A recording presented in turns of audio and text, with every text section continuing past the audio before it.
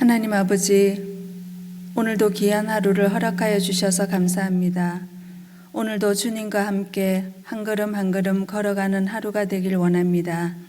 언약에 신실하신 하나님, 약속의 말씀을 지키시고 이스라엘 백성들을 인도하여 약속의 땅을 정복하게 하신 하나님, 그러나 하나님의 선택받은 이스라엘 백성은 하나님께 대해 신실하지 못했습니다. 예수 그리스도의 십자가의 은혜로 구원받아 하나님의 거룩한 백성이 된 우리들 또한 하나님의 은혜에 하나님의 거룩한 백성으로 살아가고 있는지요. 오늘도 하나님의 말씀 앞에 서서 하나님의 인도를 받으며 주님과 함께 걸어가는 하나님의 자녀의 삶을 살아가길 원하오니 성령 하나님 함께하여 주옵소서. 우리를 구원하신 예수 그리스도의 이름으로 기도드립니다. 아멘. 오늘 우리가 함께 보실 말씀은 사사기 2장 1절에서 10절입니다.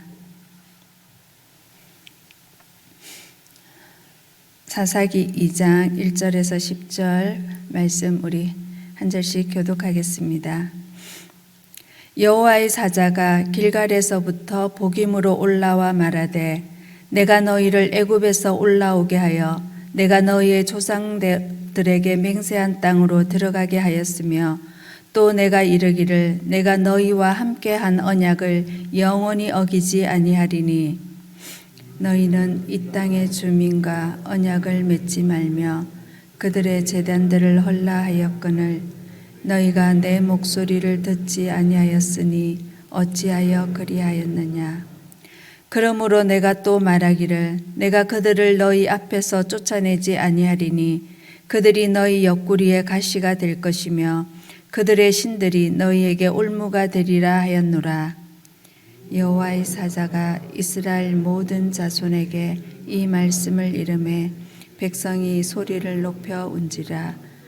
그러므로 그곳을 이름하여 복임이라 하고 그들이 거기서 여호와께 제사를 드렸더라. 전에 여호수아가 백성을 보내매 이스라엘 자손이 각기 그들의 기업으로 가서 땅을 차지하였고 백성이 여호수아가 사는 날 동안과 여호수아 뒤에 생존한 장로들 곧 여호와께서 이스라엘을 위하여 행하신 모든 큰 일을 본 자들이 사는 날 동안에 여호와를 섬겼더라.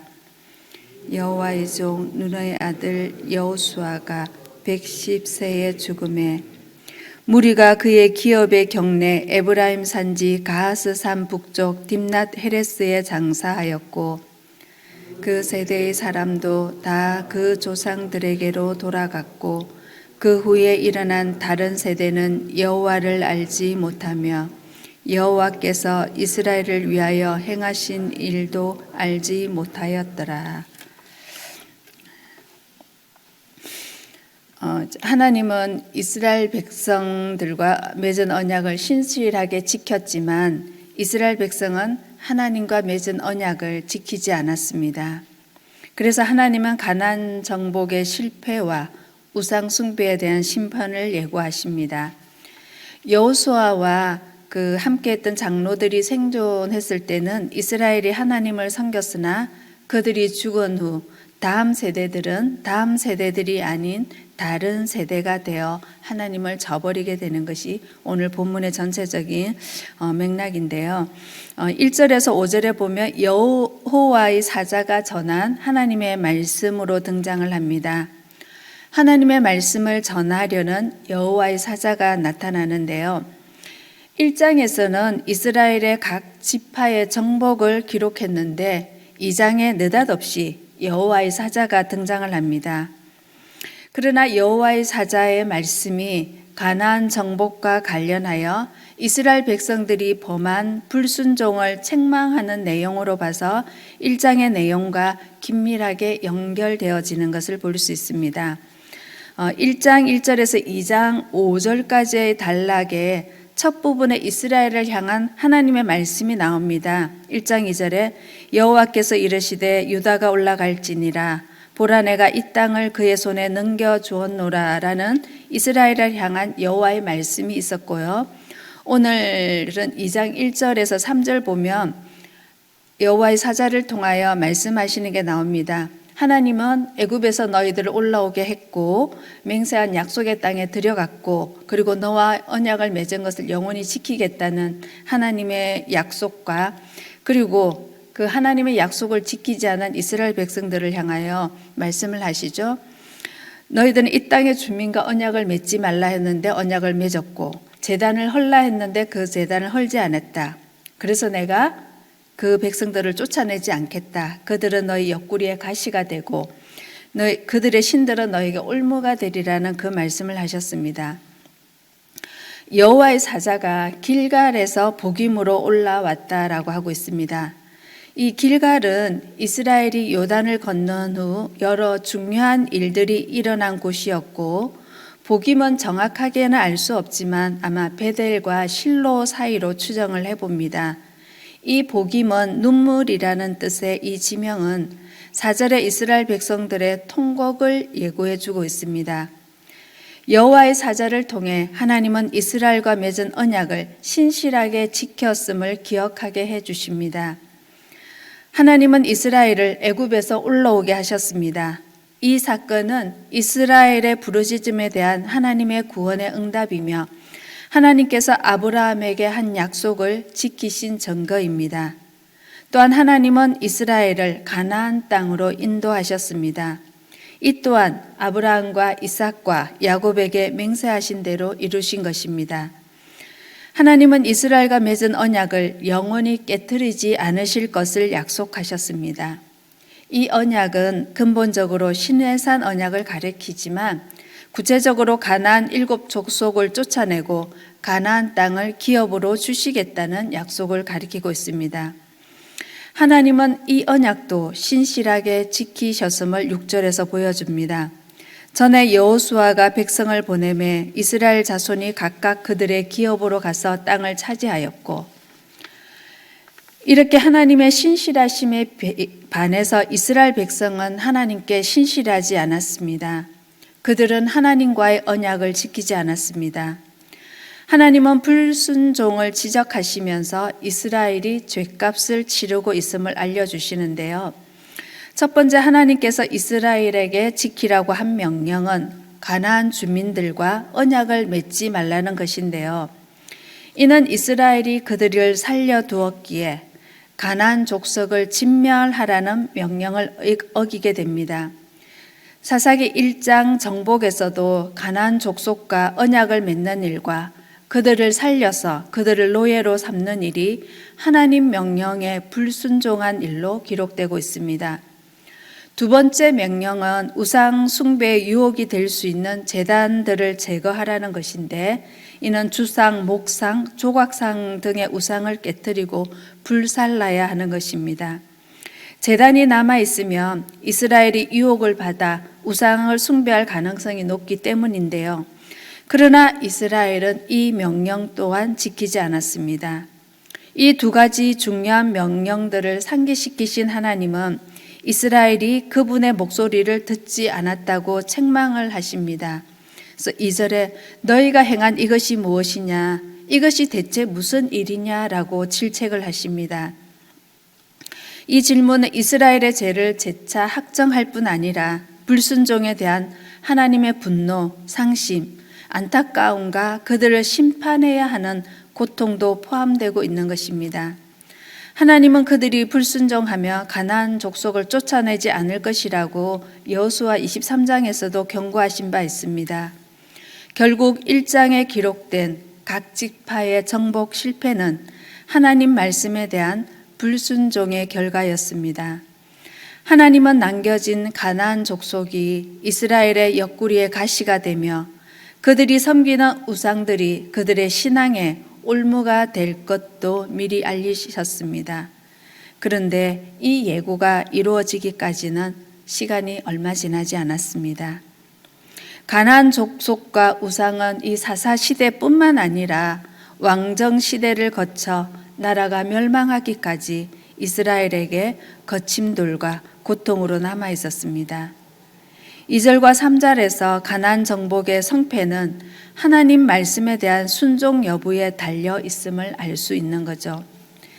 이스라엘 백성들은 가나안 족속을 몰아내므로써 정치적, 경제적, 사회적 안정과 발전을 기대했을 수 있으나 하나님은 이스라엘에게 원하시는 것은 완전한 정복을 통해 하나님과 신뢰관계를 유지하고 하나님의 거룩한 백성의 삶을 살아가는 것이었습니다. 이스라엘은 여호와의 사자를 통해 하나님의 말씀을 듣고 소리 높여 웁니다. 그래서 그 지명이 복임, 우럼, 우는 자들이라는 뜻이 되었습니다. 그들은 거기서 제사를 드립니다. 백성의 눈물과 제사는 불순종의 죄를 인정하고 회개하는 모습입니다. 가나안 주민과 자의로 언약을 맺은 이스라엘에게 심판이 선고되자 그들은 대성통곡을 합니다. 가나안 땅은 저절로 축복의 땅, 안전한 땅이 되지 않습니다. 하나님의 말씀과 순종을 기뻐하지 않으면 언제든지 축복의 땅, 안식의 땅, 번영의 땅 가나안은 슬픔과 통곡의 땅이 되고 맙니다. 이어서 6절에서 10절은 여호수아의 죽음 후에 이스라엘의 배역이 등장을 합니다. 이 사사기를 다시 시작하듯 여호수아의 죽음과 그 이후 이스라엘의 영적 변화를 설명합니다. 광야에서 모세가 죽고 여호수아가 이스라엘 백성을 이끌어 가나안 땅에 들어왔을 때 이스라엘 백성은 하나님의 명령에 순종하여 가나안 백성을 진멸하고 그 땅을 점령하는 것이 여호수아 1장에서 12장에 등장을 합니다. 그 후 여호수아는 하나님의 명령을 따라 정복한 땅을 각 지파별로 분배하고 백성들은 각각 분배받은 그 땅에 가서 정착을 하는 것이 여호수아서의 말씀입니다. 이 이스라엘은 여호수아와 장로들이 살아있는 동안에는 그의 지도와 신앙을 따라서 하나님을 잘 섬겼습니다. 여호수아와 장로들은 광야를 지나며 여호와가 베푸신 기적과 구원을 경험했고 요단을 건너 가나안에 들어와 여리고 등의 성읍을 정복하면서 여호와가 행하신 모든 큰 일을 목격했고 경험했던 자들이었습니다.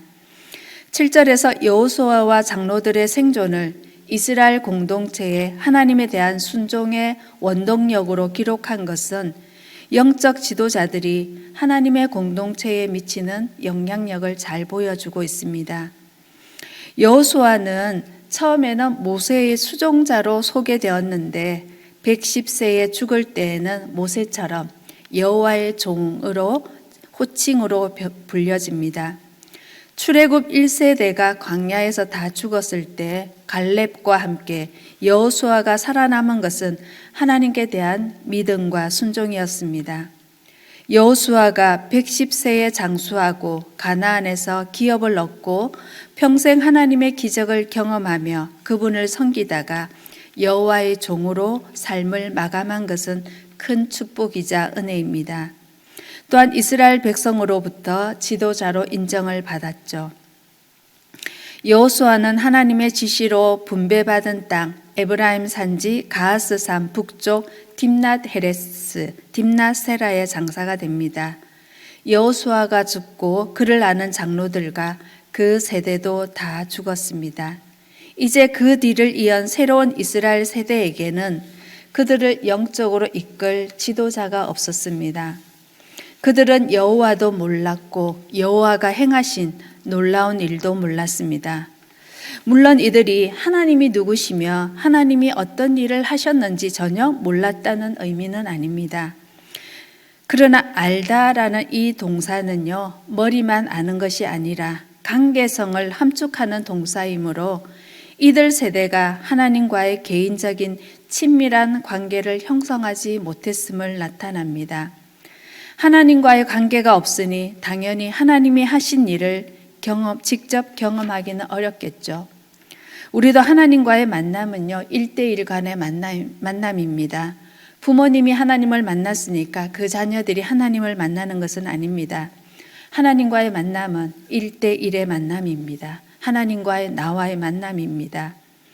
또한 그들이 전해들은 하나님이 하신 일은 그들의 기억에서 점점 잊혀져 갔으며 그들의 현재 삶에 어떤 의미나 영향력으로 다른 세대들은 받아들여지지 않았습니다. 여호수아를 비롯하여 여호와께서 이스라엘을 위해 행하신 출애굽의 광야의 여정과 가나안 입성의 역사를 기억하던 사람들의 죽음과 그들이 기억하는 하나님의 역사를 상실하는 것은 여호와와 그분이 하신 일을 모르는 전혀 새로운 세대를 낳고 말았습니다. 다음 세대는 땅의 언약적, 신학적 성격, 즉 자신들이 사는 땅이 자격 없는 자들에게 허락하신 하나님의 은혜와 선물이며 하나님의 뜻을 이루기 위해 주어진 것임을 몰랐습니다. 그러나 하나님만을 섬겨야 할 이유가 사라진 다른 세대가 되었습니다. 그들은 하나님도 섬기는 그때 이스라엘의 왕이 없으므로 사람이 각기 자기의 소견에 옳은 대로 행하는 세대가 되어버렸습니다. 우리의 자녀들은 다음 세대로 하나님을 향한 믿음과 순종이 잘 이루어지고 있나요? 아니면 다른 세대가 되어가고 있지는 않습니까? 믿음이 다음 세대로 잘 개성될 수 있도록 우리 교회가 내가 해야 할 일이 무엇일까요? 개인적으로 묵상하시고 기도하시겠습니다.